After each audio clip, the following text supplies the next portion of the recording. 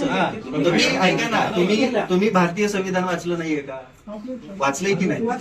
मग तुम्ही त्या संविधानाच्या कोणत्या नियमानुसार मला ही नोटीस पाठवली?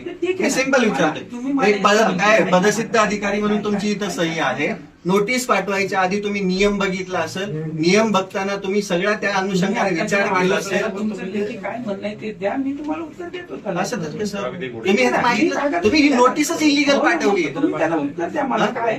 तुम्ही मला आता ऐका ना, तुमच्या जिल्हा आरोग्य अधिकारी अहिल्यानगरच्या लेटरने एक लेटर लिहून द्या की ही लस कुठेच प्रॉब्लेम येणार नाही. प्रॉब्लेम आल्यावर मी जिम्मेदार असेल. मी सगळे लगेच व्हिडिओ बनवतो तुमच्या ह्याच्याबद्दल. मी काय सांगितलं की लस पूर्णपणे लगेच व्हिडिओ बनवतो लगेच.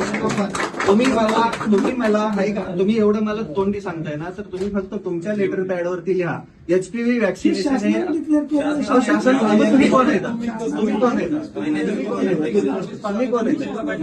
हा, मग प्रतिनिधीकडूनच पाहिजे आम्हाला.